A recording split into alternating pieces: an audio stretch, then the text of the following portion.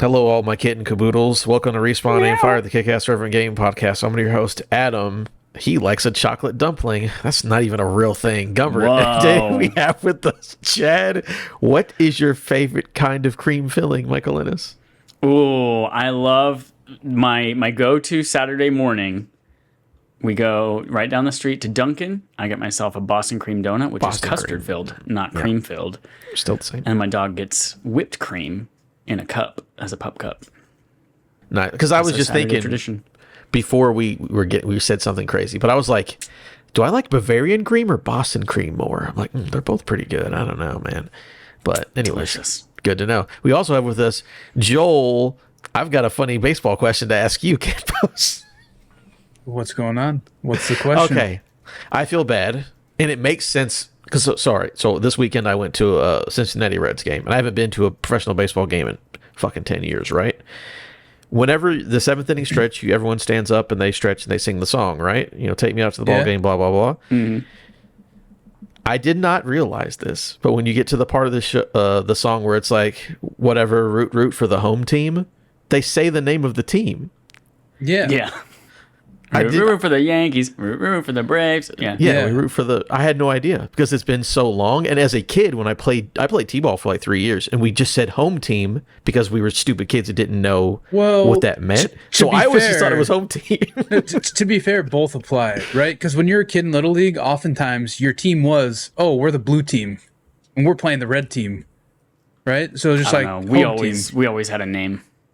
I don't remember any of them, but we weren't. I just remember singing the song and saying home team, and then I go to pro, and everyone said the Reds. I'm like, oh fuck, that makes a lot of sense. This is the home team, but I just never. You were the one guy shouting home team. I literally said home like team. What? Yeah, it's like tell me you don't belong without telling me you don't belong. It's been 10 years. Anyways, catch us live on twitch.tv/Respawn Aim Fire Monday evenings at 8:30. YouTube podcast services Wednesdays at 9 a.m. Housekeeping. We have decided. You guys that went out there and voted. The barf game for June is Halo Infinite. We're going back to a game that Joel hasn't played in a while because he wants to. Oh, he's got the Mountain Dew Halo shirt. We're going to check the game out. It's been some years. It's had some ups and downs. We're going to see what Halo Infinite's like in year 2026. Patreon early access episode for June is coming soon. We just got to record it probably next week. So get excited for that. That means that the last month should be live by the time you're hearing this. Where we talked about Joel's surgery, I guess, or something like that. I still don't remember. And last up, the tier list. A new episode came out today. Mr. Hawks joined me to talk about Yakuza Like a Dragon. And it was funny because it's the first game I gave a very bad rating to, and Mr. Hawks was not happy about it. So that was a good time. Check that out, youtube.com/Adam Gumby, or just look for the tier list of video game podcast. All right, moving on to our main quest.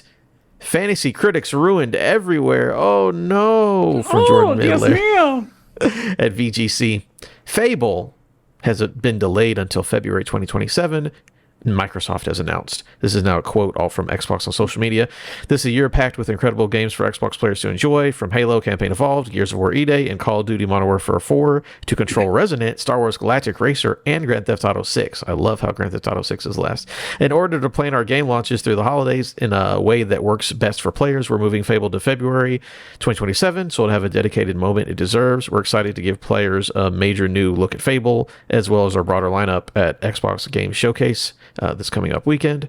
Matt Booty, Chief Content Officer at Xbox, claimed in a new video posted to the Xbox YouTube channel that despite the delay, the game is quote in great shape. The team felt really good. We're excited about where the game is. We want to make sure the game has a window all to its own. So, very interesting. Fable pushed back, not because it's not ready, but because GTA would eat its fucking lunch is how I'm reading the subtext of this one, which I think is smart, because that game, I was very excited for it. I want it to be good. Give it a couple months more polish, and don't let it get destroyed by that man and woman down in Florida. Joel, you're twirling your mustache. Do you have thoughts about this?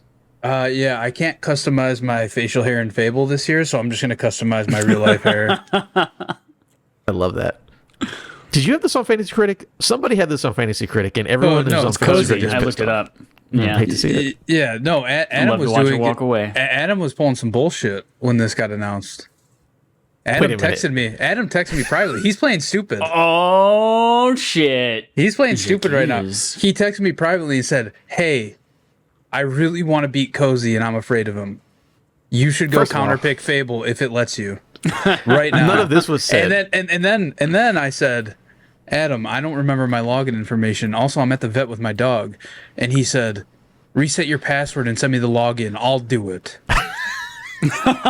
This story, this web you weave, it's so good. But how do you really feel about Fable? I mean, I'm pretty bummed that it's delayed, honestly. I was super excited for it, but GTA 6 coming out is going to take over everybody's life for a long time, right? I think at least a month, that's all you're going to see is every podcast every week's going to be talking about GTA 6, this, that, the other thing, right? Whether it's really good or bad, right? It's just a web.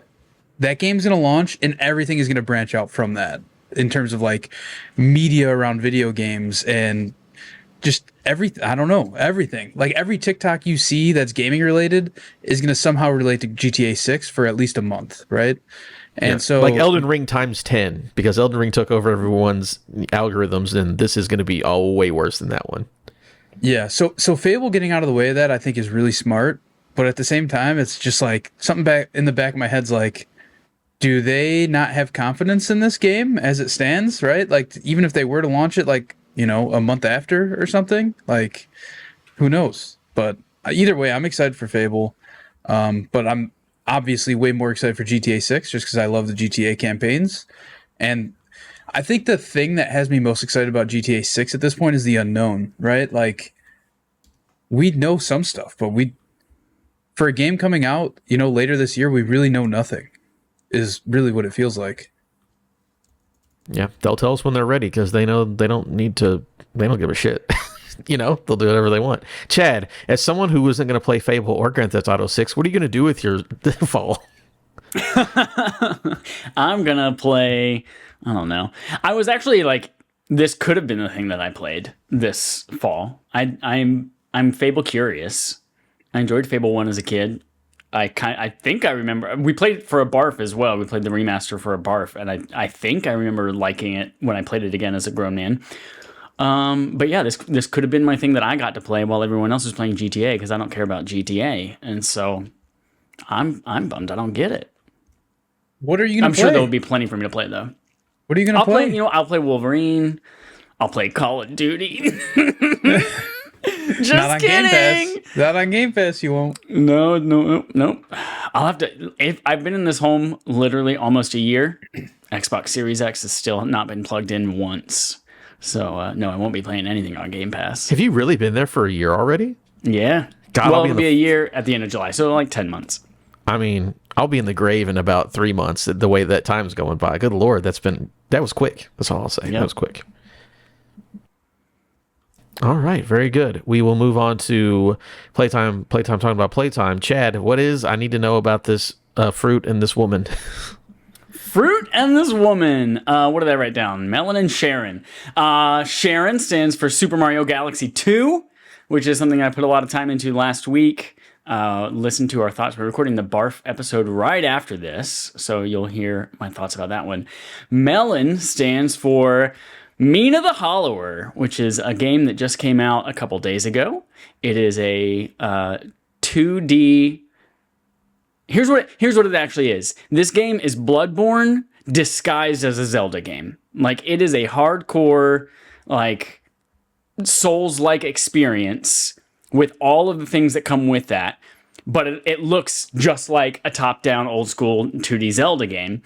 But this game is so much fun. It's still got the risk-reward of the Dark Souls games. It's got this brilliant system that I really love where you take damage from enemies, but you can't heal. Like, you have like the Estus flasks from the Souls games. You have those on you, and you have a limited number of them between each rest.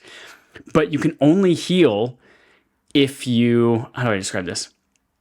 You lose health, and then as you attack enemies, that health bar fills back up with a different color, and that's the health that you will regain if you use a healing item. So if you just take damage and then you use a healing item, you heal 0. So you have to be attacking enemies to build up that yellow part of your bar to be able to heal, which makes things really interesting when you're starting to think like, all right, I'm fighting a boss. when do I heal? Do I heal when I have 3/4 health, but I have a good opportunity and a good window? Or do I wait till I get all the way to the bottom of my health bar, but I've got a lot built up because I'm attacking him? So that makes things really interesting. And it's something that I don't think I've seen that exact mechanic in any other game. Like Bloodborne had that one where you get hit, but if you immediately counter, you can get back some of that health. But this is a little bit more unique than that. This does have a lot of really puzzly environments, and it's just like a Zelda game. You're like, hey, this is a town, everyone's animals, and you're a hollower, someone who digs. It's one of the main ways that you interact with the game is through digging underground and popping up out of the ground to surprise enemies, get in the other way of obstacles, things like that. And you have 6 different generators. You invented these electricity generators that are all now going haywire, and you have to go to all 6 of them, just like 6 dungeons in Zelda. So that structure is very similar. You start in, there's like a main hub town that's just like Hyrule or Hylia or anything like that. And yeah, it's just a good old time. I've put about 5 or 6 hours into it now. It's difficult. It's got great upgrades. You got the same, you're collecting bones. What I really like about this, you're collecting bones is your currency from killing enemies, and then you use that to upgrade yourself. And when you get enough bones to upgrade one of your skills, whether it's fighting, defense, your secondary item like swords, axes, that kind of stuff, it's called boning up. Get it? You got to bone up on your attack because you're learning something new. You're learning up and on something. bones. Yeah. It has bones. Yeah. Writing's really clever. I really like it. Lots of secrets, lots of little nooks and crannies that you can find yourself getting into and weaseling in and finding really worthwhile rewards, whether it's trinkets, which are these things that you can equip a limited number of that augment your gameplay and give you like extra vials to heal yourself with, or allow you to revive yourself once after death. Like, so you can get trinkets in these really hidden, secluded areas. Tons of like bones, and like they call them, what do they call them? They're basically just like compressed bones into a diamond so that you can save them, like having a soul in Dark Souls or something like that you can consume later. So yeah, loving this game. Again, very Dark Souls masquerading as a Zelda game, but it's fun. Yeah, that's the funny thing about Mina, because obviously I knew Yacht Club and all that and the pedigree, but I just had no idea what the game actually was. Like all the trailers and all stuff, like I have no idea what this game actually is. And to hear that it's like a Souls-like Zelda game, yeah. And like this is, if there ever was crazy. a 2D Souls game, a 2D top-down Souls game, this is exactly that, which is really surprising, and it works really well. Yeah, I would have thought. My biggest complaint with it, however, is the control scheme, and you might be able to edit this. I just haven't looked, but you can jump. There's a jump button, which is rare for a Zelda game. And then the jump button, if you continue holding the jump button, when you land, you burrow underground. And then you can hold that underground for a few seconds as you move and then pop up somewhere. And I cannot tell you how many times there's been like a tricky platforming section and I jump and then I accidentally hold the button too long and I burrow into the ground on the other side and then I shoot up and I didn't expect to shoot up and then I fall into a pit and die. So, yeah, that's frustrating. I wish they were separate buttons, but it is what it is. Oh, very good. Yeah, I want to check that out at some point this year. I think I definitely got it. It's also, it's like $20, I think. Yeah, it's not very Not much. a full price game, $20. It's on everything, I think. Good all right. Very, very cool. Joel, what's up with Burger King in 1999? All right. Quick question for you guys. Are you aware of what drivatars are? Do you guys know what a drivatar is? I don't think so. Uh-huh. Okay, so in Forza, they have what are called drivatars, which is going back to like Forza Motorsport 5 or one of those. I think it was Forza Motorsport 5. Maybe it was Forza Horizon 3. One of the older Forza games, they introduced drivatars, which is basically...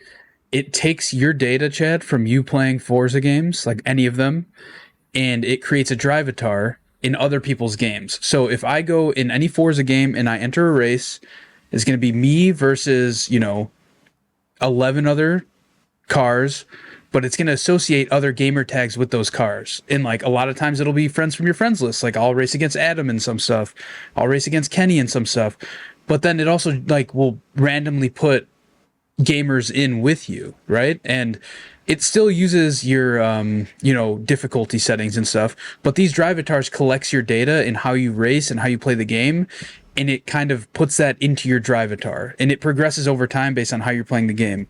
And so it's like in the olden days on the Nintendo Wii when you were playing Smash Bros. Brawl and you could train your Mii fighter to fight like you, and then you could save it to your Wiimote, bring it to a friend's house. Yeah. It's exactly like that, but obviously using the cloud, right? So it's doing it for everybody who plays Forza. So yeah, that creates issues in this game sometimes, in Forza Horizon 6. In all Forza games really, like I'll be racing and I can just tell like off of a few races if I see the same person that like I know in real life, like my friend Mike, for instance, from college.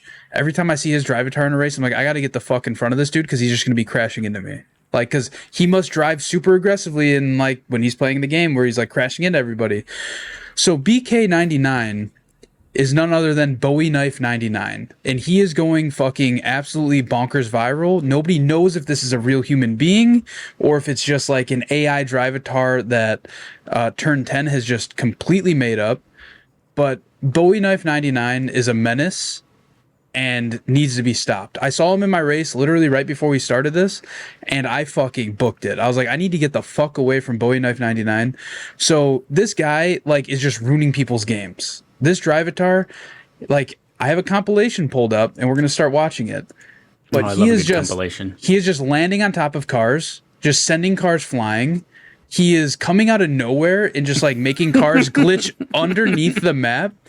And keep in mind, this isn't like an online race. This is like somebody's like, look at that. It just came out of nowhere. It just fucking smashed in front of a guy, running people off the track.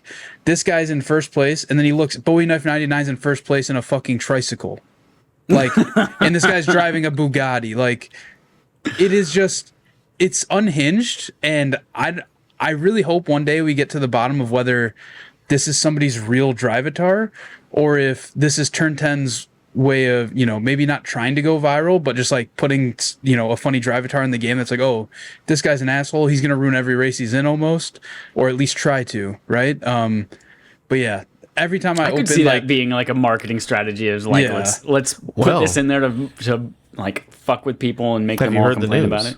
No, is it fake? Somebody has claimed responsibility for being Bowie Knife 99. I don't know if it was just a joke and he was playing along, but there's a man who claims that, yes, I am Bowie Knife 99. So the issue there is that like look at that, just glitch somebody through the map. Every any social media you go to, if you go to Bowie Knife 99 and search them as a person, it's just like all accounts made recently of people just like imitating him, right? Like that people just like acting like they're Bowie Knife 99, or you know what I mean? Just like posting as if they are Bowie Knife 99, but they're not really. Mm-hmm. So it's like, who knows? Well, the guy that said it was him, because apparently this drivatar was a menace all the way back in the preview section. Paris Lilly says that this is his drivatar. He says that this is his account. Paris Lilly says it's him? Paris Lilly, he has said that he is Bowie Knife 99. That's insane if it is. I don't know if it's true, but that would be funny as fuck. But like, why would I feel like Paris Lilly has no reason to lie. You know what I mean? That's somebody I trust. And he would play it early. He would play it early. Because I think Mike mentioned it, and he was like, yeah, that's me. But drivatars, maybe he said, yeah, that's me, as like, yeah, that's how I play the game. Unless he actually is claiming that that's him. I don't know. I'm just telling you what he said on a podcast once. It could have been a joke. He could have been messing around. I don't know. So yeah, it's to a point to where people are making videos, like there's a Hitman level where you have to shoot, I assume, some sort of F1 car or something. Yeah. Okay. And somebody's like, ladies and gentlemen, I got him. And they like named the car, the driver in the car, Bowie 99 and Hitman. And then they're just fucking ruining his day. Like, people have a bounty on this guy, and it's just so funny to watch. Funny. Every time I open TikTok, I see a Bowie Knife 99 video, and it never ends. But yeah, it's so good. Forza Horizon 6 is a great game. I can't remember who said it, but there's some filmmaker that was like, the best thing that ever happened that came out of World War II is that like the world has a villain that we can like everyone unequivocally is fine with killing Nazis in whatever game media you have. And I feel like this is nice to see everyone just like no matter what, everyone's fine with you just fucking destroying Bowie Knife 99 and everything that you've got.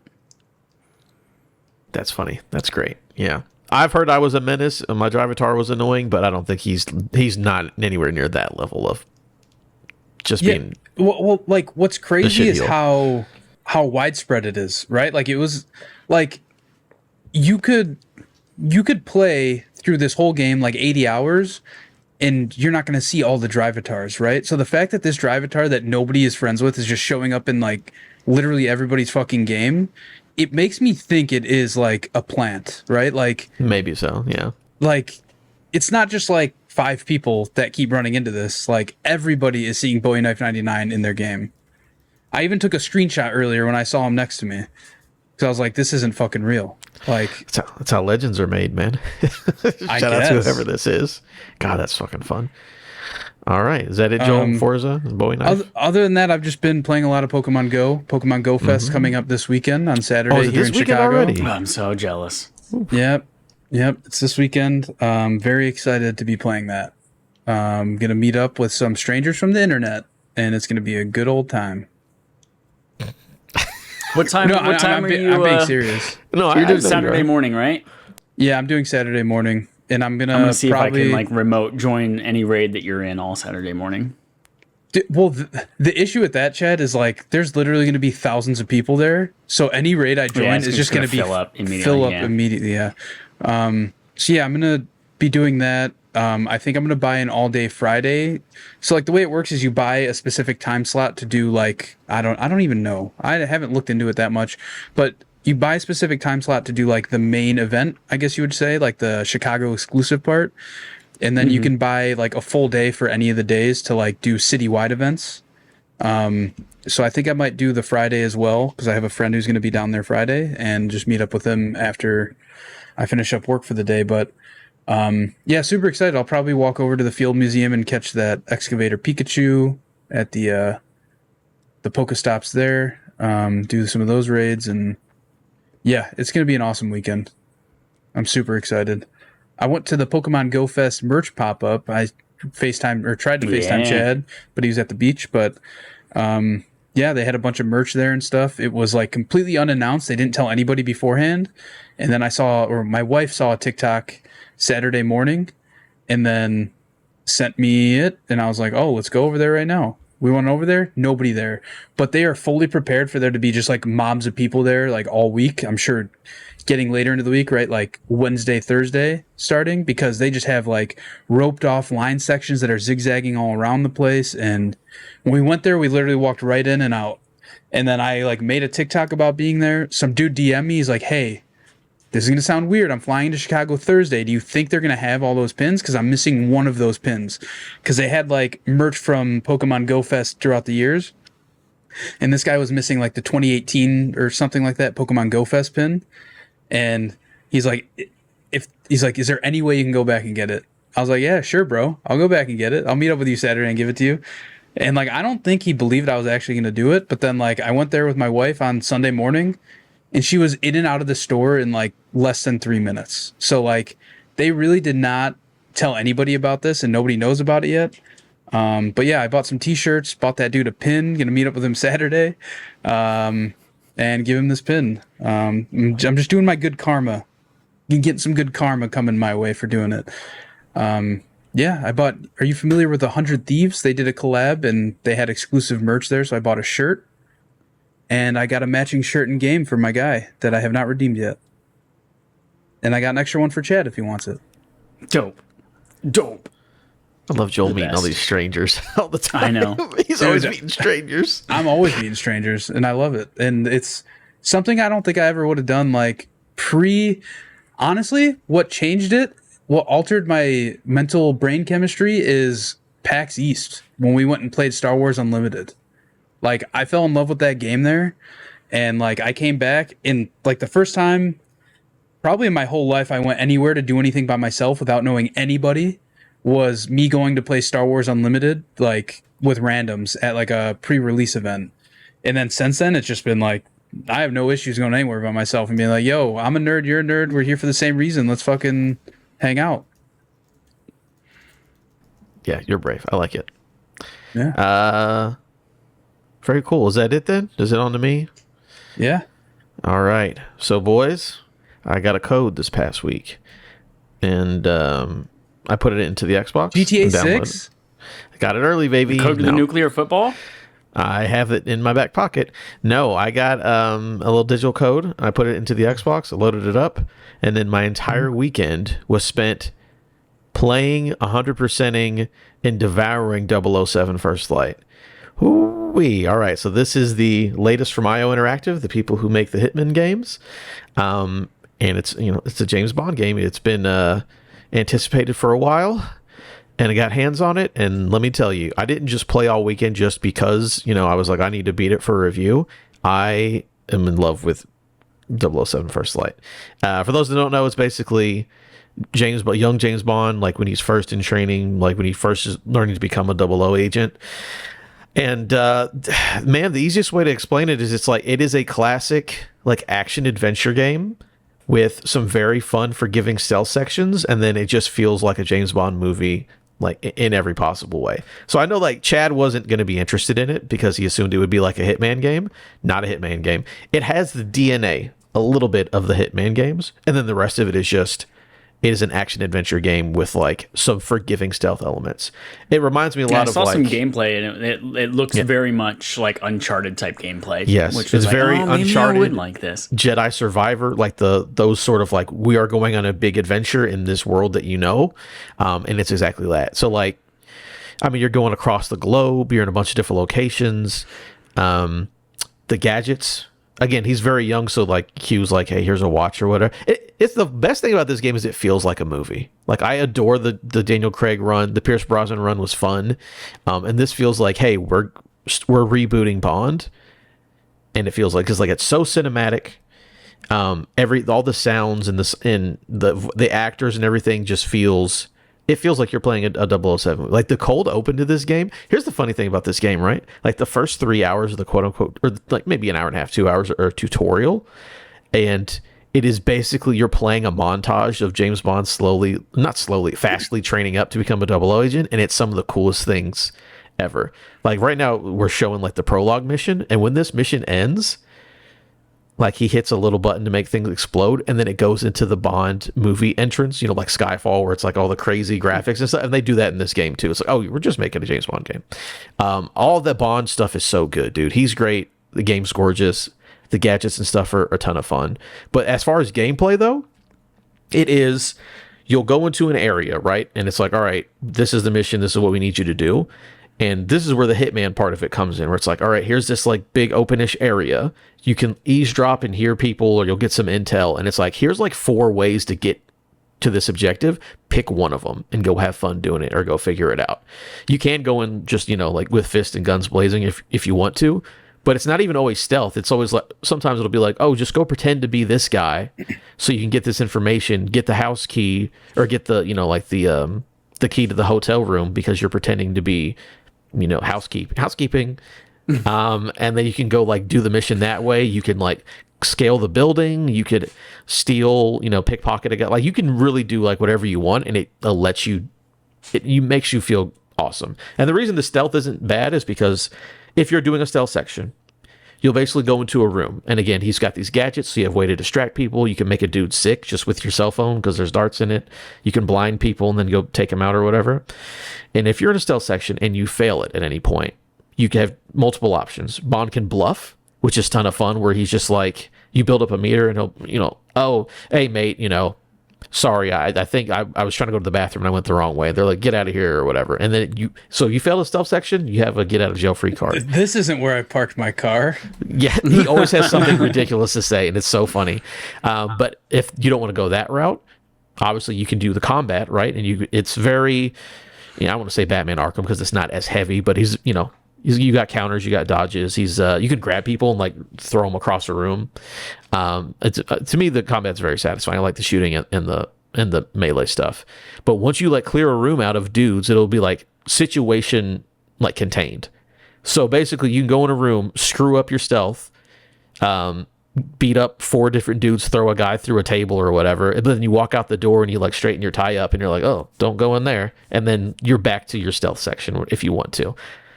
If it's the most approachable stealth action game that I've played in a long time, and that's why I think, Chad, I think you would like it, because it's actually very, very forgiving when it comes to that stuff, and also on top of how cinematic and how again, it's so Uncharted, it's so Jedi Survivor, on top of being really, really good at stealth and just making you feel like James Bond. It is an excellent video game. Like, I literally blazed through the entire campaign in a weekend and then started playing all the tac sim, which is like the challenge mode stuff, because I just can't get enough of playing in this game. It's so good. It sounds like something I honestly would enjoy too. And like, I was offered a code. No, only I get to enjoy it. What?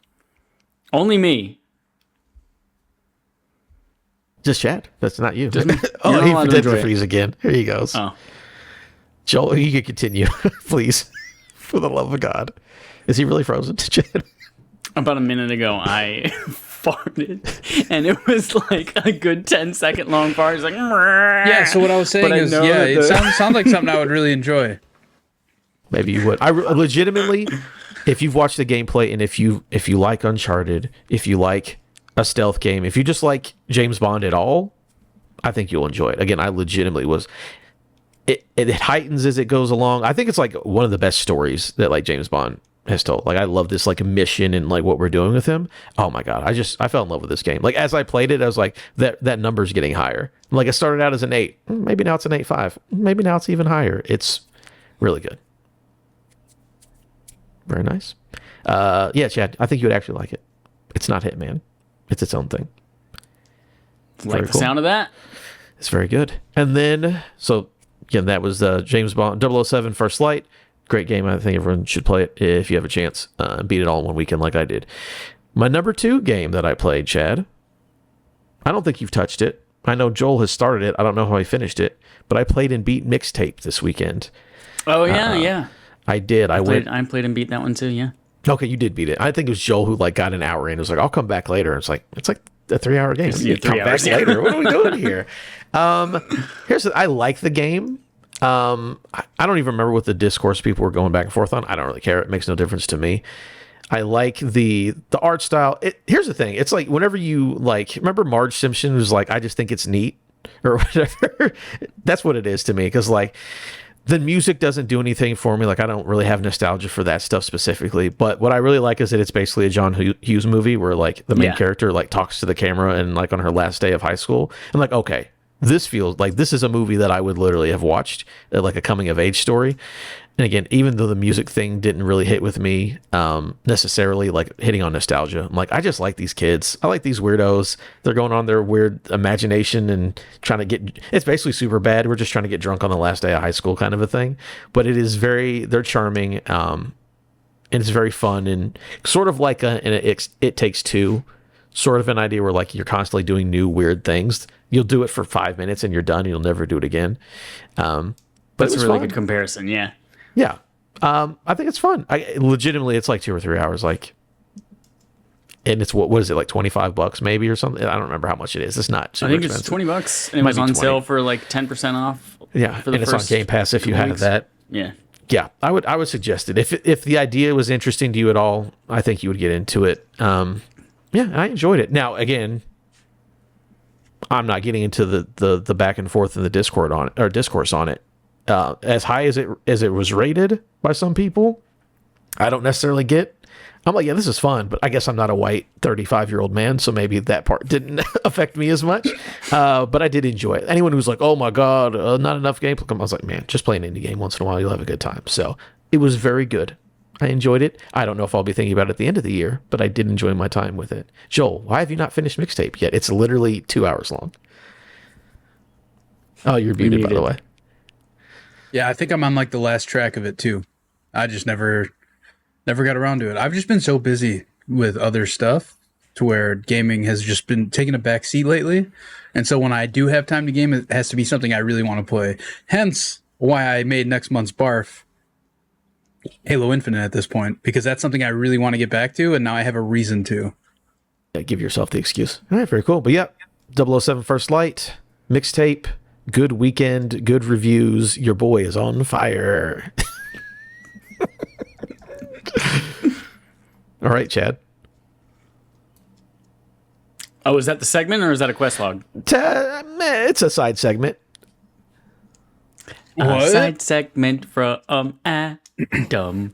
A side segment from Adam. That's the like little twinkly you're reading the storybook song from Super Mario Galaxy. I like it very much. So by the time you're hearing this, the PlayStation State of Play would have happened. If you're listening to this as a podcast, we did predictions on that last week, but this week we're going to do predictions on the SGF weekend. It's Jeff Keighley's Hot Boy Summer, and he's going to be showing off all the games at his thing over there, and then it also bookends with Microsoft at the end of the week. So we're going to do predictions on what we think will happen this SGF weekend. We can do 3 predictions apiece, and then I also have some over/under bets for us as well to add a little spice to it. So yeah, we're gonna do our best. Yeah, go ahead, Joel. Jeff Keighley is going to say at least 2 times, and I played it. Okay. So here's the thing. That's the funny joke that he constantly does that. Did he actually do that last year, or am I misremembering? I just feel like he always does it. Every time. He always does. He does it at least once every time. That's why I'm saying twice. I actually got to play this, 2 years ago. Yeah. This game, I played it back in 2014. I had a secret little... Yeah. Guess how cool I am. Name drop. He said at least twice? At least twice, yeah. And it happens every time. He's like, yeah, I actually got a chance to play this when I went and visited the studio 2 years ago, 8 months before it was announced. Like, dude, all right. He definitely does do that. Yeah. You're right. All right, Chad, I'll let you go next. All right, I have 7 predictions here, so I'm trying to pick which ones I want to use. Here's a good one. Nintendo will have a direct by the end of day, June 15th, but they won't tell anyone about it until 48 hours before or less. Okay, so it's not really SGF weekend. Yeah, it's June 15th is like the Monday after the Xbox one, the day after. June 15th? No. Yeah. No, that's like a week and a half afterwards. Oh, shit, balls. You're right. Sorry, whatever that Monday is. What is the week before write that it one? down. 8th? Write it down. It's the 8th. Write it down. So you're saying that Nintendo will have a direct by next Monday? Yeah, June 8th. Nintendo? Okay. We'll see if that happens. Isn't that annoying that they're the only ones who do whatever the fuck they want to do? No. By June 8th. What a very specific and weird one, but... End of day, June 8th as well. Okay, I'll put end of business day. All right. Here's what I'm going to do. I'm going to kind of go off of what Joel did because I like how silly he's being. There will be and we can vote on this and determine it whenever it happens. At least one quote-unquote cringe moment on stage. That can be a very bad joke that doesn't land, a weird guy with a hat with a weird saying on it, somebody rushes the stage, etc. So there will be a one thing like, oh, okay. All right, Jeff, what are we doing here? Because we haven't had one. I think last year we only had the hat guy. So I think we're going to have another one of those because it's a Keighley Showcase, and you can't have a Keighley Showcase without something cringeworthy happening on the stage. So that's my first prediction. Nothing about video games so far. I'm into it. Joel, do you want to go next, or you want to use some of our extras? I'll go again. Okay. Muppets. That's the prediction. Okay. And I'm basing that off of Jeff Keighley earlier tweeted a photo of him FaceTiming or Discord chatting with Miss Piggy, and it just said, going through some of my old screenshots from SGF 2020, LOL. And I think that might be a hint to some Muppets bullshit. Yeah, I mean, he does love the Muppets. You're not wrong. Are we going to hear about Bora Bora? That's what I want to know. What happened to Bora Bora, Jeff? We'll never know. Okay. Chad, I know you're taking a big swig, but what are you thinking for your second one? We're going to get the announcement. Here's the caveat. It's either an announcement of something we don't know or a trailer for something we do know of a video game, film, or TV adaptation. Okay. Gaming. Part of me wants to go all in and say we're going to get the first teaser trailer for God of War. But this would have to be... It's been... Yeah. But yeah, it doesn't have to be God of War for the prediction. But it is new, though, is what we're talking about. Like, if they just show off Street Fighter again, do we say that counts or no? No, no. Something that's new and different, but it's a gaming thing. Okay. Yep. What do you think it's going to be? What do you, if you actually had to guess, what would you? This don't count toward anything. You think God of War I think God of War. teaser? Maybe. And they did that for PlayStation. Did that for The Last of Us. They had did they have something yet? Yeah, they had their state of play, and they did their own thing, and they didn't mention it. But then at SGF, they gave the announcement of we're making the. Well, it wasn't the announcement, but they're like, we'll bring out the cast, and we'll show you the first looks at the Last of Us TV show. So I think they're hopefully going to do the same thing for God of War. Yeah, when was that? When was that first set photo that everyone went crazy about? I feel like that was like 6 months ago. 6 months ago. Yeah, it's been a little while, so they probably could have something for a teaser at least. Okay, my next one. I'm going to talk about video games, guys. You guys remember Atomic Heart? Remember that? Oh yeah, sort of BioShock Russian looking video game. We had 2 trailers of those games last year. Have not, heard a word nor hair about that video game since. I think there will be, I'm just calling it the Atomic Heart Cinematic Universe, just because there are multiple projects in that world. We will have dates and gameplay from one of the games in the Atomic Heart Cinematic Universe. Because we got those 2 trailers last year. I don't think we've had a single announcement or heard anything about that at all. I think they want to work with Jeff Keighley to be like, okay, this is, if I had to guess, 2027, but I'm not going to put a date on it. But there will be one of the Atomic Heart games shown off, and they will have a nebulous date. All right. Joel, do you have another one, or do you want to borrow some? Yeah, I have 2 in the back of my head. 2 games I'm going between. And I think I'm going to say a new Far Cry game. Ooh, now that's a big one. I feel like we're Far due. Cry. We're due for Far Cry, I feel like, at this point. Yeah. It's been a few years, so... Everyone's forgotten the Giancarlo Esposito one by now. Yeah, it's been a while since even that if one. it's just a trailer or just them revealing whoever the main villain is, something, we're gonna get something new Far Cry. Good minds think alike. I'm not going to use this one anymore, but I definitely had Rayman isn't the only Ubisoft IP making a comeback at the show, because that got leaked that they're making that new, or I guess remastering that Rayman game. So yeah, you're right on the money. Far Cry would be interesting because I think they said they're just going to do Far Cry, Assassin's Creed, and like one other thing. So. And it's been a long time. Maybe 2021? Maybe was the last time we had one? No. 2023? 2024? I'm talking about, was it 6, right? Yeah, the Far 6 was the 6. Giancarlo Esposito one. It came out in 2021. Wow. Yeah, it's been a while. 5 years. Jesus. I would have guessed it was like 3 years ago, max. No, it's been long enough. Chad. Xbox is going to have a dedicated segment talking about Project Helix, but it's not actually going to give us any tangible information about it. We're not going to get specs. We're not going to get release date. We're not going to get price. We're not going to get anything about it. They're just going to be like, we have a next generation console. It's going to redefine gaming, and we're not going to tell you anything about it other than it's here. They're going to show you a concept of what they think it's going to look like, is what it's going to be. A concept of a plan for Project Helix. We have the thoughts of a plan for the beginnings of a stage of ideas of what the schematic could potentially look like. Beginning of a stage of idea. But yeah, they're definitely going to mention. So you're saying they're talking about Helix in like a real way, not just like Helix exists, but like here's our plan for the next gen, even though they don't show us specifics.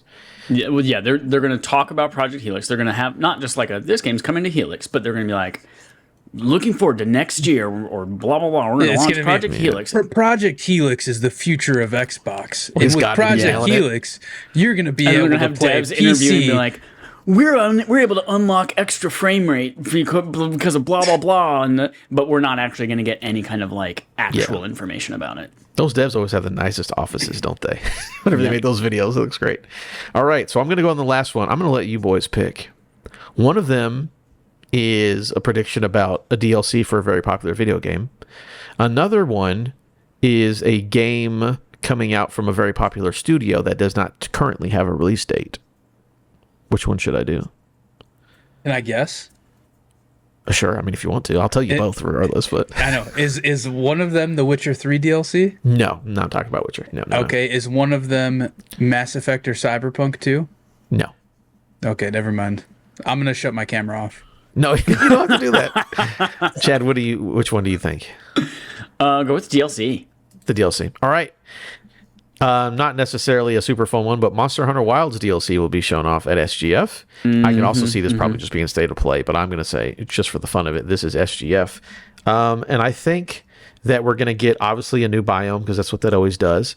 And my thought on biome is going to be volcanic. Ooh, that could be a half point or whatever. We'll see. But yeah, because I know it was ice. Iceborne was world, right? So fire and ice.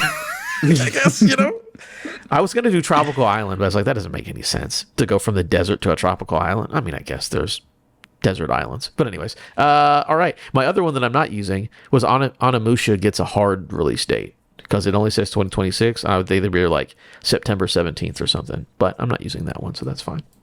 All right, that's what we have so far. We have Joel says, Jeff Keighley says he played a game at least 2 times before anybody else. The Muppets will show up. And a new Far Cry game, which is a very good one. I said there will be at least one cringe moment on stage. Atomic Heart, some game will have a date shown with gameplay. And Monster Hunter Wilds DLC will be volcanic. Chad says November has a direct by June 8th. Keep them fingers crossed. And part 2 of this, they won't tell anyone about it until 48 hours before or less. Probably 24 hours if I had to guess. Gaming TV or film shows a new thing that, a brand new TV or film gaming related, and Xbox talks about Helix but doesn't necessarily show much off. All right, so next up I have a couple scenarios that are over-unders. Chad, because you don't sports bet, I'll explain it to you one more time. An over-under, I'm going to give you a scenario, I'm going to give you a number, and the number is a 0.5, so you have to tell me if it's under or over. Basically it means if it was 1.5, if you say under, you think it's 1 or 0. If it's 2 or more, you say over. I know you actually know this by this point, but I'm just, for those who don't. Mansplaining integers to me. Can a woman mansplain? I was watching a movie and they had a joke, and it's pretty funny. I can't remember what the movie is anymore. All right. So, here we go. SGF weekend predictions. Number of shadow drops. And what I mean by a shadow drop is that they announce a thing and it comes out, I'll say within the weekend. Because 2 years ago, Alan Wake got shadow dropped, but it was like the next day that it came out. I would include that in this. So, something they say, hey, it's out now, or it's out this weekend, or whatever. The number currently set at 0.5. So, over under, either you think it does happen or it doesn't happen at all. Does not happen. So, you would say under. Under. From under cheese. Joel, what are you thinking? I'm going to say over. Does it have to be a game or can it be a DLC? Just shadow drop. Anything that shadow drops. Yeah, I'm going to say over. That's significant, not just like, oh, you can put on pink boots now. Like, it has to be like a real thing. But yeah, so you say over. I'm also going to go over just on the chance that anything. Maybe this is where, Fair Games renamed comes out finally. They just say it's out now. I'll just say over because it's at 0.5. That's fine. All right. Next up. It's our favorite one. VR compatible titles. A game that is shown off that is specifically mentions it is a VR compatible video game. Last year I looked back, there was one. It was Deadpool VR, was shown off at Keeley's show, and I think that was the only one that was there. So, VR compatible titles for SGF weekend, 0.5. Over under. Under. This one's tough because I think I did for Game Awards. I was like, they're Steam just announced the Steam frame. They need to show like we have games that are coming to it. But now I think Steam just wants people to forget the Steam frame ever got announced because they don't want to release it because tariffs, because RAM. So I'm. You have to keep in mind. Does VR compatible include like if it shows it on like the platform screen at the end of the trailer, like you see PSVR, or you see if there's a game that works for VR. I'm gonna go over. Over, all right. Can we put an asterisk on that? What do you mean? Because if for some reason they start advertising game as playable on the Steam frame, even though it's not necessarily a VR game, because we don't know it yet. Because we like, for instance, if they show, I'm just thinking, right? Just hypothetically, a game like, I don't know, Celeste or something, they could show on the splash screen at the end, it's playable on Steam frame, right? Because you can play. Yeah, it doesn't count if it's like you're just playing a 2D window. Yeah, okay. I just want to make sure we're clear about that. No, it needs to. I don't think we're going to say Steam frame at all, but I will do the asterisk just in case that there is a weird. But yeah, technically it needs to be a VR compatible. I got the ice cream cone in my hand and I'm moving around or whatever. Do they still use ice cream cones? Tell I I don't never have did a- use ice cream cones. I had That an was the ice cream cone PSVR today. move. The move. PSVR looked like 1. ice cream. Yeah, those look like ice Man, cream. they really fucked up by using that super old technology for the Yeah, PSVR they 1. did. I'm going to say under. I think that this is literally, especially with the meta really winding down on Quest stuff, I think that we're done. We're past it. Even though Meta is the one who always announces a game at these showcases, so it could come back to bite me, but I'm going to say under for this one. Our last one. This is a two-parter, guys. So pay attention. Big reveals.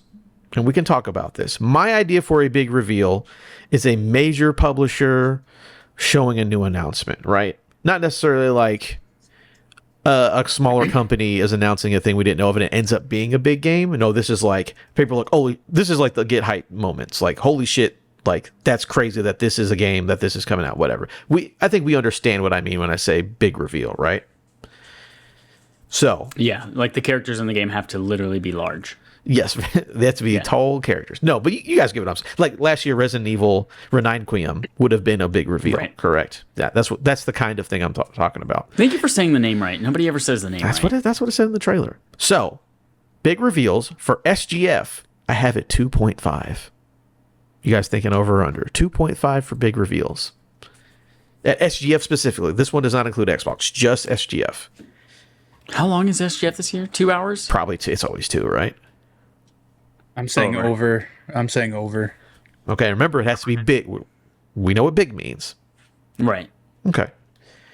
Like Joel? Dishonored. Big hands. Yeah, you and your big Yeah, hands. we're gonna get fathead mode in Madden. No. Don't be cheeky. I know exactly what I mean when I say this. I'm gonna also get going to Donut say over. So here's the fun part.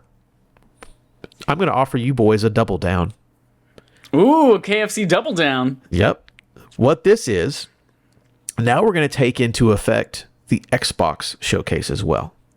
So between SGF and Xbox, and again, a big new announcement, that has to be new. So if they were like, not showing us Gears, because we know Gears is a thing, like showing a new, like, holy shit, that's a big deal. So between SGF and Xbox, it's 4.5, and you have to take the over. And it has to No. be something that, not that we know is already in development, right? Like if they show Elder Scrolls 6, that doesn't count because we've known that's been in doesn't development count. for 12 years. Does it not count? We've never It said does not count. No, I said new announcements. Yes, it has to be a new announcement. So right now we all said over on 2.5 just for Keely's show. If you want to chance it, I'll give you, it's 4.5 for both events, and you get double the points. Or you No can just try to chance. take the 1 point. I'm taking the 1 point. This is on Prize Picks all the time, where it's like you have to take this line, but it's like a quadruple multiplier if you get it right, because it's unlikely. So you can take Yeah, I'm the. just gonna take the first one. You're gonna take the first one just to be I fun. don't think Microsoft is gonna reveal a lot of new things because they have so much shit that they gotta ship. It's Yeah, like, tell us about the agreed. things Yeah. you promised that aren't here yet. But I'm gonna be fun. I'm gonna play it safe. And I'm going to go for the 2 points. I'm going to take the double down. We'll just see. So I just need, and again, if FGF showed me 4 point, I guess technically they had to show me 5. If there were 5 big reveals at SGF, I'd win automatically. But I was trying to make the number difficult. So Shadow Drops is set at 1 or less. Chad said under. Me and Joel said over. Big reveals, we all said it would be more than 2.5 at SGF. I took the deal of 4.5 at SGF plus Xbox. In VR compatible titles, Joel and me took the under, Chad took the over. So we'll see how it goes. By the end of this weekend, boys, we'll not only have the state of play results, we'll also have the SGF results. And those are 2 big points up on the board for 2026 Best Gamer. And that is a contest you want to win. Mm-hmm. Let me What tell do we you. win? What do they win, Adam? Yeah, what was the consequence for losing it? I can't remember. Oh, I think I got like 6 months of your life or something. Or That's that what was it like was, a the couple devil, years ago. yeah. It was a devil Yeah. sparking. What do you win, Joel? You win. It's a very good Hernia? prize. A hernia? Anyways, that's it. Moving on to our actual. You don't Chat. get 2. Okay. You don't get 2 songs. You can do 2 segments, but you don't get 2 songs. Moving on to the other segment from Madden this week, Meta Madness. I looked at Metacritic and looked at the best reviewed games of the month. Let me tell you guys, May, busy ass month, everybody. Number 1 on the list, Mina the Hollower at a 91 over there on Metacritic. Chad, you played it. You said it was good. Do you think it's a 91? Yeah. You think it's one of the better games of the year? I don't know yet. I'm not far enough in to know like if it's a 91. I like what I played a lot so far, but we'll see. Next up on the list, and number 2 is Forza Horizon 6, also at a 91. Very good score. Enjoy that one a lot. 007 First Light at an 87.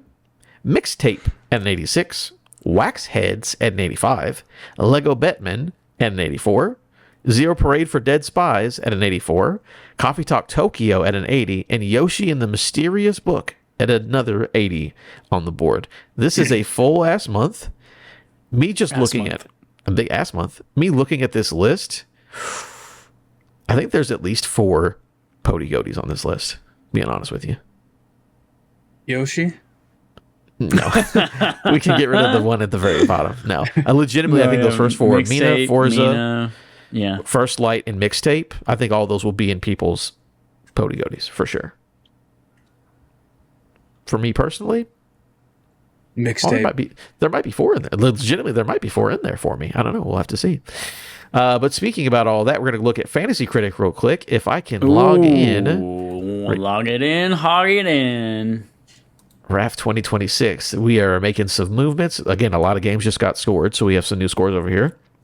I'm going to look first at my team, $5 footlongs. Very good. I am currently at a total of 90 points so far for the year. My new games to get scored were Forza Horizon 6, which is 22 points on Fantasy Critic. I also had Mina the Hollower. I had Mina the Hollower and Forza. Mina the Hollower got me 24 points. And yeah, so 2 big games of the month. That puts me at 90 points on the season so far. Next up is Wario 64 Games, which is Joel's team. He did not pick up a counter pick, which he should have done when I secretly texted him and logged in as him. You currently have 40 points total. Your newest reviewed game is Lego Batman Legacy of the Dark Knight, which got you 15 points. So very good there. You still got some spots, but no big deal. Next up is Ruffles Gimpskin, Chad's team. Chad is totally at a total of 64 points. Saros got you 17. And I think that's the most recent game on yours that came out. And I see you counter hatred. And Diablo, was that before last time we talked? Yeah, Diablo as well got you 13. I don't remember if this was here last time, but you counterpicked the Dust Bloods, huh? Yeah, I did that almost right away. I think that game is going to be did it for a while.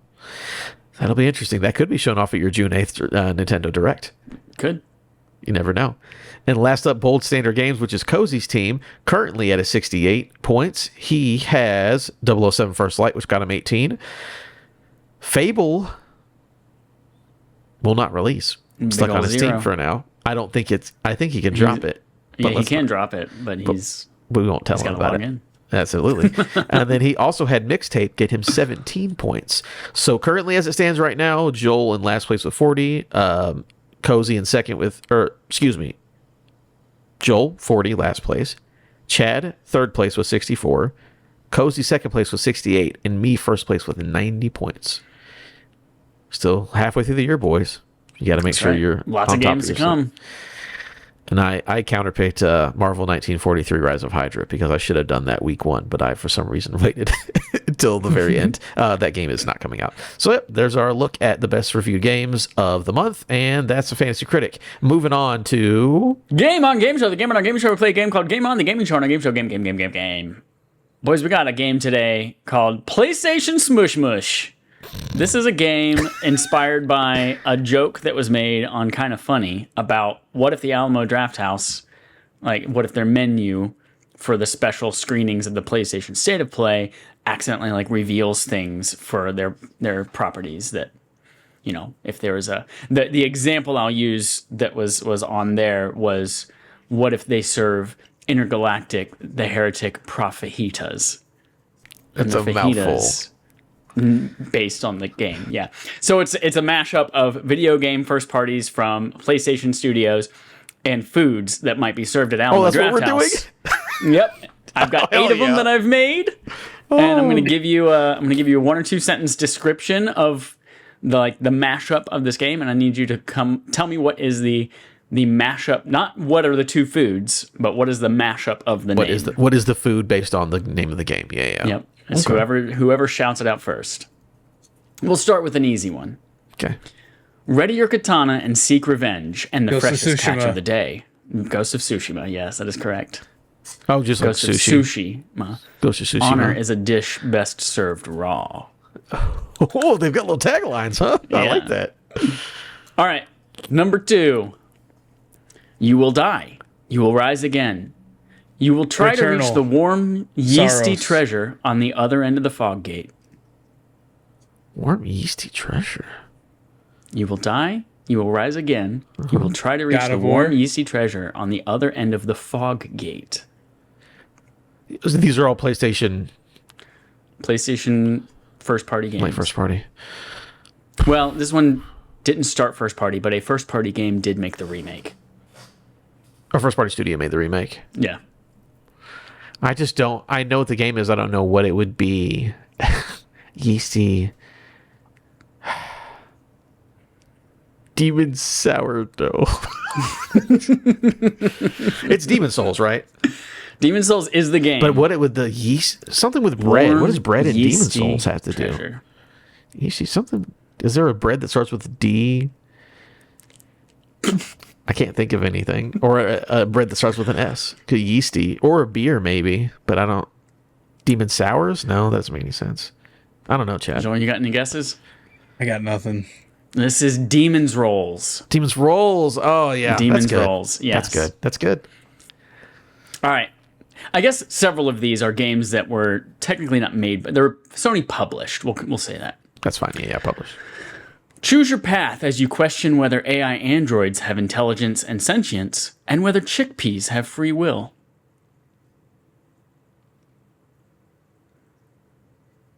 Choose your path as you question whether AI androids have intelligence and sentience, and whether chickpeas have free will. Detroit Become Human. That's good, ain't That it? is not the answer. That's not it. That's a good one though, right? I know that's a game. Detroit Become Cumin. That's so good. Cumin. It's the spice. Cumin. Yes, Gotcha. cumin. No, that is not the answer. That is not the answer, unfortunately. Detroit. Whether chickpeas Yeah, I just don't know what chickpeas have are. free will. Whether garbanzo beans have free will. You keep saying different kind of Yeah, that's beans, not- buddy. I don't that's know. not helping. Detroit You become got me. hummus, y'all. Hummus. Detroit become hummus. See, Chickpeas, hummus? Come on. I was thinking of food that sounded like human, so I didn't even think of hummus, but that does make sense. Hey, guess what? I don't eat hummus, so I don't know that chickpeas is in it. All right, number 4. Play, create, share in this adorable knitted world about bite-sized bananas. Little big beignets. Little beignet planet. Little beignet planet. Little big Bite-sized beignet bananas. planet. Oh, bananas. Bite-sized beignet. Hold on. Okay, wait, one more time. Oh, no. Little. Play, create, Little share in this big adorable knitted plantains. world. Yes, little big plantain is Little the big answer. plantains. I was like, beignets. No, not it. Mine are good too, Chad, right? You're giving me credit for that. Yes. No. Detroit Become Human is excellent. Yeah, it was good.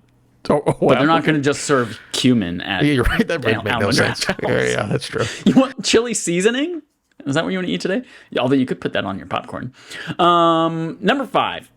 Climb, fight, and eat your way to the top of these mountainous cabbage beasts in the hopes of resurrecting your bride.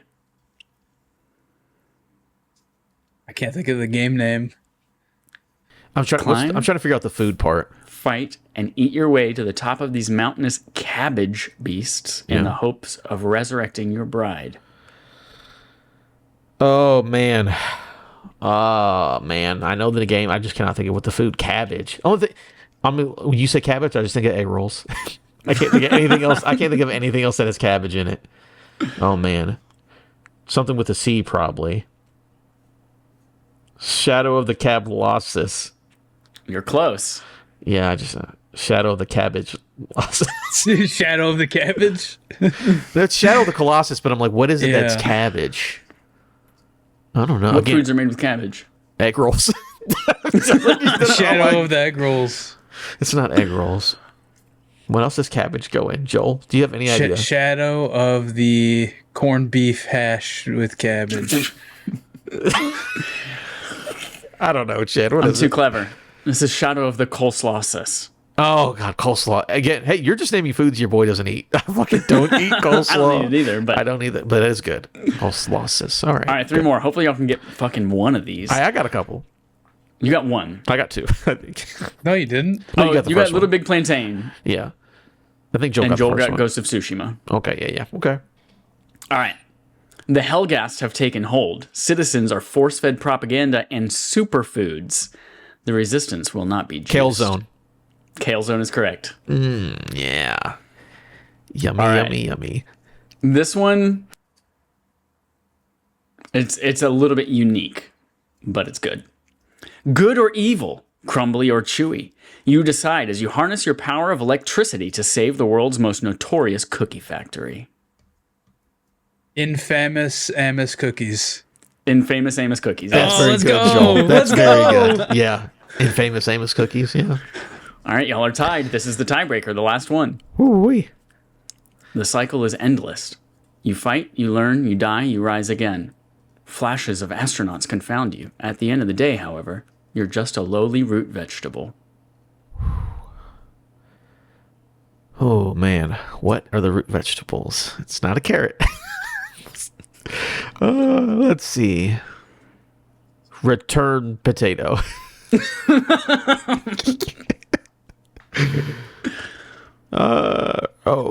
Radish. Returnips. Returnip is returnip. correct. Yes. Yeah. You deserve that one, Joel. Returnip. That's good. I'm like, again, I'm just like, what the fuck? What are the root vegetables that I can think of?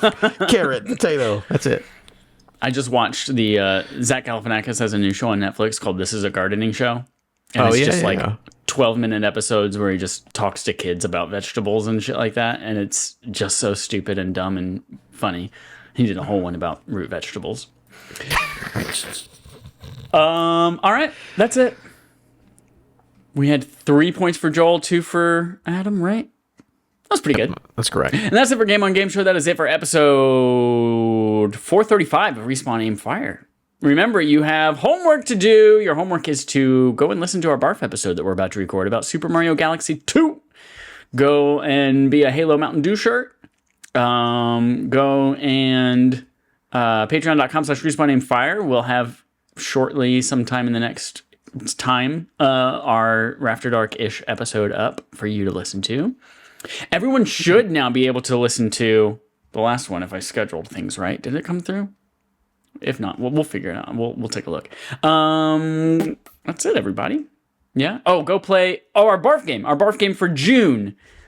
The poll has ended. You all had a 3-way tie. And so Adam and I decided we were both going to vote for Halo Infinite. So that's our barf game.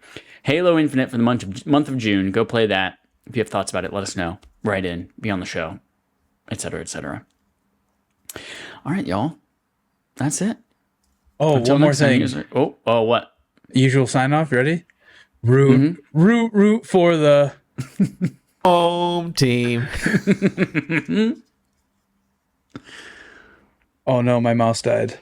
I can't. It doesn't All right, stop. I got it. Can't stop. No, I couldn't click on the intro thing.